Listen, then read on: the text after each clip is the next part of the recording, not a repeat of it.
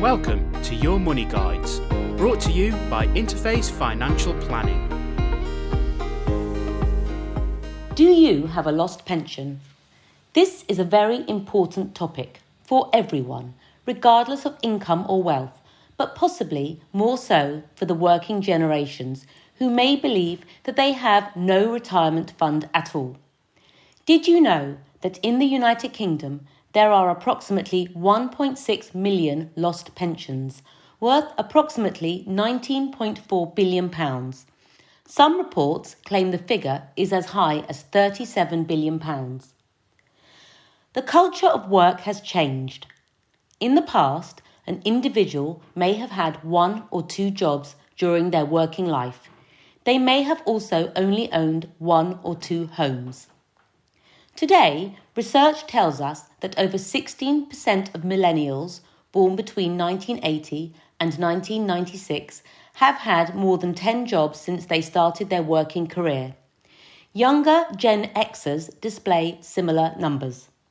The average period a 25 to 34-year-old employee stays in the same job is just 2.8 years, compared to 10.1 years for workers aged 55 to 64.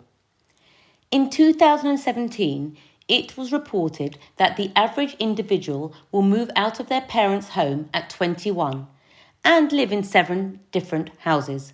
For some people, they may even have many more jobs and live in even more different places. So, it can be easy to lose track of a pension fund. You may have too many to keep track of. You may have had a bad employment experience and not want to think about that job ever again. You might feel the value is not worth the hassle.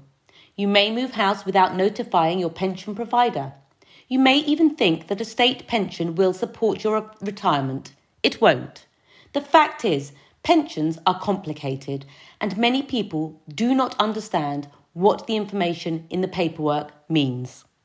Many companies are closing their defined benefit final salary schemes and replacing them with defined contribution money purchase schemes.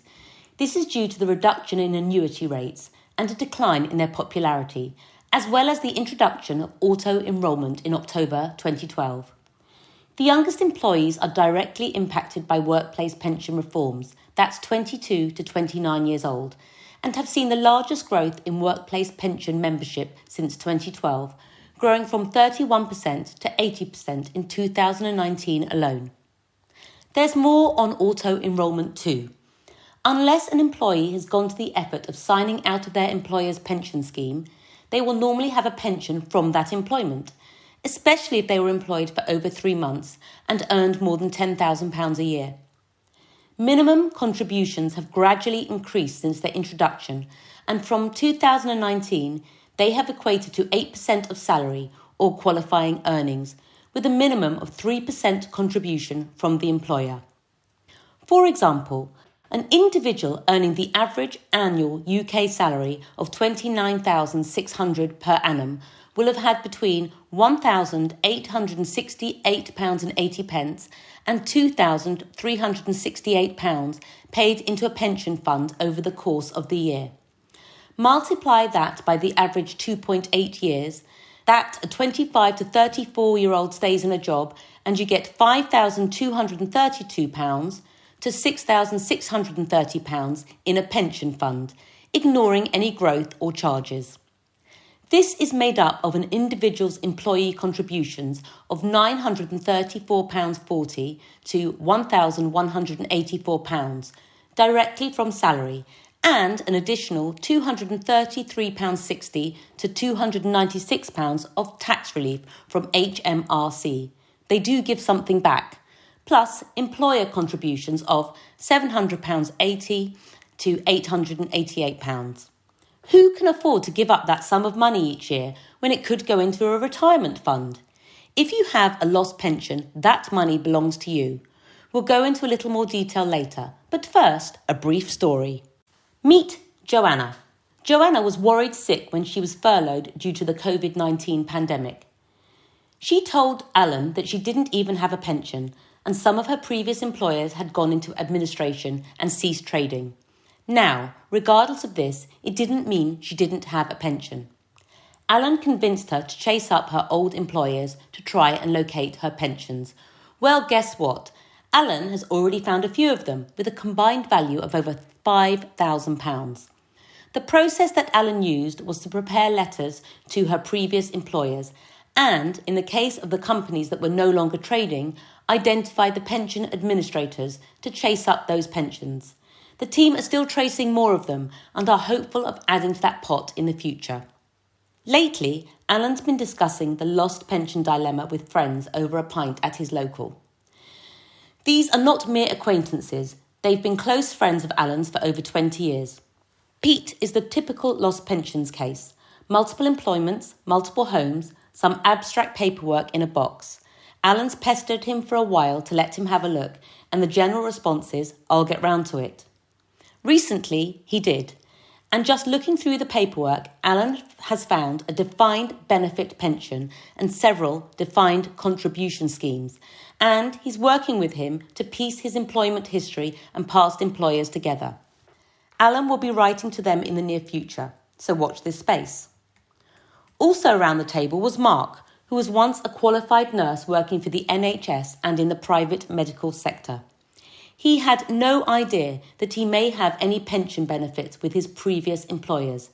Alan explained the rationale, and he's trying to convince him to trace those too. In fact, Alan's read two amazing statistics local to the Interface Financial Planning team's office.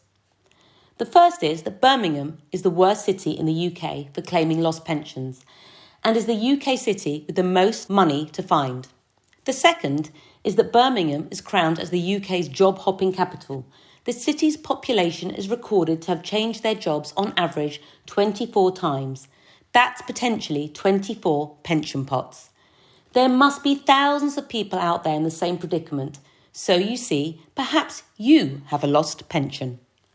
Consolidating your pensions into one scheme can remove the hassle and paperwork of managing lots of different plans and stop you losing track of them. Merging your pots together could also reduce your fees. Don't forget, if you've stopped paying into a pension, the fees have not simply ceased. Therefore, your pension is likely to be reducing each year. Did you know that you may be able to choose your own investments, especially if you have strong ethical views and want your money to do some good? All this could result in a higher pension income and a more comfortable retirement. You might even be able to stop working earlier. So what's next? Think of it as a treasure hunt. Look for yourself. Speak to your children or grandchildren and friends. Do you or they have any old paperwork lying around in a box or in the loft? If you have it, and it has its plan number, member number on it, it's easy to trace and it isn't really lost. If you don't have any paperwork, make a list of your past employers that you may have had a pension with. Watch this space and ask for help. This problem will get bigger. The problem is not going to just disappear, especially for the generations who are more likely to accumulate multiple jobs and multiple pensions over the years. As Alan says, this could affect everybody, the wealthy and the not so wealthy. He goes back to the question, do you have a lost pension? Hopefully, this article might prompt you to find out. During Alan's research, he discovered a company based in London called Punter Southall Aspire. They've decided to start up a national pension tracing day, which is backed by big players Standard Life, Scottish Widows, Aegon and Legal & General. The day will take place on the 31st of October and takes advantage of the extra hour that we'll gain when the clocks go back. The idea is that everyone should use that extra hour to trace any lost pensions. Please use this extra hour to trace your lost pension. It's a worthwhile exercise. Thank you for listening. For more information, visit our website at interfacefinancialplanning.co.uk.